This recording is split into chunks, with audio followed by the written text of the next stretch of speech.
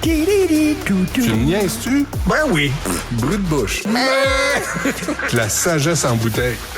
Oncle Richard est à la recherche de l'oiseau rare.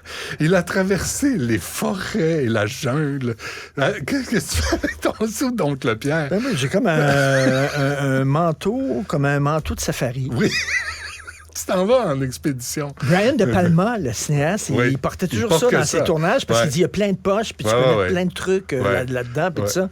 Mais je ressens effectivement... Tu vas chasser la girafe. Aujourd'hui, la panthère des neiges. J'ai l'air de ça. Bref, super safari africain. Mettons, tu m'invites à souper chez vous. Trop drôle. On parle. Ah, OK. On parle. OK. De toute façon, ça n'arrivera pas parce que, un, tu m'inviteras pas, puis deux, si tu m'invites, j'irai pas. Mettons. C'est une entente entre nous. Ben oui. On ne se voit pas l'extérieur. Mettons, là, que tu m'invites chez vous. Okay. J'arriverais peut-être avec une bouteille de vin, peut-être des natas, des petites tartelettes portugaises. Oui, bon. C'est bon, ça. J'arriverais. Mais, bon, Kim Jong-un... Oui. est allé voir son grand chum Vladimir. Oui. Puis là, il a eu comme cadeau, pas des natas, il a eu comme cadeau, attends une minute, là, des drones explosifs. Un gilet pare-balles et des vêtements spéciaux non détectables par des caméras thermiques. Il a reçu ça comme... Si tu me donnais ça comme cadeau, peut-être j'irais. Mais écoute, quand même, il y a quand même un effort de dire qu'est-ce qui ferait plaisir à Vladimir. À Kim Jong. Ah oui, c'est Vladimir qui a donné ça. Qu'est-ce qui fait plaisir? Puis là, tu regardes Kim Jong, puis il faut que tu connaisses ses goûts. Fait que là, tu dis, sa grandeur. Il me semble que des drones russes militaires, ils aimeraient ça. Des drones explosifs, ils aimeraient ça. Un gilet pare-balles. Et un extra large. Parce que Kim, il fait pas attention. Court, mais large. Oui, c'est ça. Ouais. Et là, c'est vraiment le pingouin qui s'allie avec le Joker. Là, ils vont aller chercher qui après ça? Là? Ils vont aller chercher les Catwoman. C'est vraiment une fine analyse de politique étrangère. Non, c'est vraiment à la pointe pour illustrer ce qui se passe entre la Corée du Nord puis la Russie. Ben ouais. Vraiment, on c'est le pingouin et le Joker. C'est un excellent vulgarisateur. Là, il manque le Sphinx. Ça serait qui, le Sphinx? Le Sphinx. Là-dedans, qui est pas fin, là? L'Iran, un ayatollah? Oui. Qui arriverait avec des devinettes qui touchent le Coran. Oui. La Turquie. Erdogan. Erdogan aussi. Ouais, lui, ça serait... l'Iran, ça serait le Sphinx. Ouais. Et Erdogan, ça serait Catwoman. Mais je suis pas sûr qu'il soit fier d'être un Catwoman voilé. C'est vrai que Catwoman est voilée. Elle est recouverte, tu vois juste la bouche. Un petit masque. Oui, c'est ça. Mais c'est très rassurant de voir tous ces coucous-là se rassembler ensemble. Oui. Puis se dire, un jour, on va faire péter la planète. Autre nouvelle. Mais tu vois, Laurie vient de me parler de ça, un échange de prisonniers américains contre 6 milliards en Iran. Ça, ils ont débloqué des fonds qui étaient gelés. Ouais. Des Iraniens qui avaient des fonds gelés dans les banques américaines. Et là, Joe Biden... dit, on va débloquer ça et vous allez venir... Parce que lui, politiquement, c'est bon, j'ai fait libérer. Ouais. Sauf qu'ils ont payé. Mais Ronald Reagan avait fait la même chose dans les années 80. Oui. Il avait vendu des armes Contragate là, avec... L'Iron Gate. La Iron Gate, Contragate. Il avait fait affaire avec les révolutionnaires. Puis, écoute, pour acheter des armes, c'est Et après ça, il nous dit qu'il ne faut jamais céder contre les terroristes ou contre les gens qui kidnappent. Mais en même temps, les familles de ces gens-là sont super contents de les voir revenir. Oui, mais ça dépend. Si tu as 6 milliards à l'Iran, puis il achète une bombe nucléaire, puis en tue 300 000, la balance, c'est comme pas égal. Mais tu regardes les mouvements qui se font là, dans la politique internationale, c'est assez inquiétant. Ouais. Et ça s'en va où, cette guerre-là? L'Ukraine puis la Russie. Penses-tu vraiment que l'Ukraine va mettre la Russie à genoux? Penses-tu vraiment que l'Ukraine, petit pays, va mettre une des puissances militaires à genoux? On l'avoir à l'usure. Puis les Russes... Non, attends, les Russes sont aidés par les Chinois, il y a la Corée du Nord là-dedans. Mais non! Fait qu'à un moment donné, c'est comme...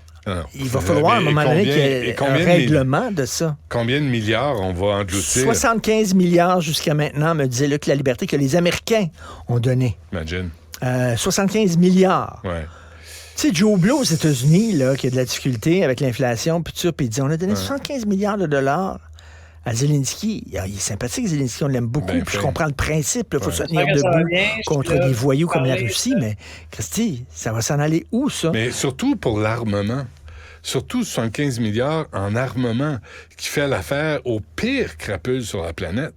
Tu sais, si ça avait été 75 milliards, il aurait pu le mettre. Il y a de l'aide humanitaire là-dedans, j'imagine. Mais oui, j'imagine. Si tu vois une femme qui a une crise cardiaque devant toi dans un restaurant, est-ce que tu vas hésiter à lui faire un massage? J'espère que non. Alors là, il y a une étude, OK? Les femmes qui ont des crises cardiaques sont moins susceptibles de se faire masser par des témoins que des hommes. Et on dit c'est parce que les hommes ont peur d'être poursuivis parce qu'ils leur touchent la poitrine. Ouais. Penses-tu vraiment qu'il y a une femme qui est en train de crever et que tu lui fais le bouche à bouche et que tu y masses le thorax pour la sauver, penses-tu qu'elle dirait t'as pas eu mon consentement. T'as pas eu mon consentement pour le bouche à bouche. Me sauver la vie. Voyons donc. Ouais. Mais ça a l'air que c'est ça. Ça a l'air, selon les études, les gars disent mais pas je peux m'en laisser crever, finalement. Comme homme adulte, là, il y a un enfant qui a de la misère en passant, t'es en voiture, tu vois un enfant, il a de la misère, il est tombé, je sais pas trop. Moi, je suis pas sûr que je descends, là. Je peux appeler le 911, je peux appeler quelqu'un, je peux alerter. Mais moi, me mêler de la vie d'un enfant, là, avec ce qu'on entend sur les hommes, puis tout le monde est sur ses gardes. Mais à plein niveau, tu sais. Mais c'est incroyable quand même, là. Ouais. Et as-tu lu Dominique Bertrand, sa page Facebook? Non. Dominique Bertrand, ex-mannequin, animatrice, tout ça. Elle est en auto. Elle a vu un cycliste dévaler à toute vitesse la côte Atwater. Puis, tu sais, c'est raide, ça descend. Ouais, Au coin de Atwater-Sainte-Catherine, la cycliste, une jeune cycliste, n'a pas fait son stop. OK, Vroom! Elle a failli écraser une mère et son enfant qui traversaient. Là, il y a un automobiliste qui a été témoin de ça. Pout, en disant, Chris, ça n'a pas de bon sens. La fille revient en vélo, crache sur le char, enlève son casque, puis fait sur le pare-brise de l'auto avec son casque. Parce qu'il y a un automobiliste qui a dit « Hey, t'aurais dû faire ton stop. » Il y en a des cyclistes, là, à chaque fois, là, moi, j'ai un beau-frère qui est cycliste. Il fait du vélo, il va souvent sur le Mont-Royal. Puis à chaque fois que je regarde contre les cyclistes, il m'écrit en disant tu sauras qu'il y a des cyclistes qui se sont fait frapper par... Oui. Mais c'est moins dangereux. Tu sais, la cycliste, mais quand même, reste que quand même... C'est un cas, mais c'est une anecdote. Mais quand même, il y a des cyclistes, Christy, mais le message envoyé. Christy, stop. Oui, mais tu vois, le message envoyé, là, c'est que tu gagneras pas. Si t'es cycliste, tu fais pas ton stop, tu vas te faire pincer, tu vas te faire ramasser. Puis là, ton casque, on va te l'enlever, mais pour ramasser la cervelle qui était partie. Je suis allé sur le Mont-Royal ce week-end, au lac des Castors. Tu sais-tu que tu peux louer un canot? J'ai vu ta photo. Ben oui. Fais pas ça, Richard. Mais envoie pas des photos c'était comme drôle. Ça. Ne fais pas ça. Je suis en train de ramer sur le lac des Castors. Je comprends, mais je pensais que tu allais faire une crise cardiaque. Il y a quelqu'un qui m'a écrit en disant c'est un faux compte. C'est pas toi, vraiment. Non, c'est une fausse photo. Non, c'est moi. Ouais. Mais je suis monté en auto, parce que là, j'en profite, parce que c'est pas encore bloqué, un camion hood.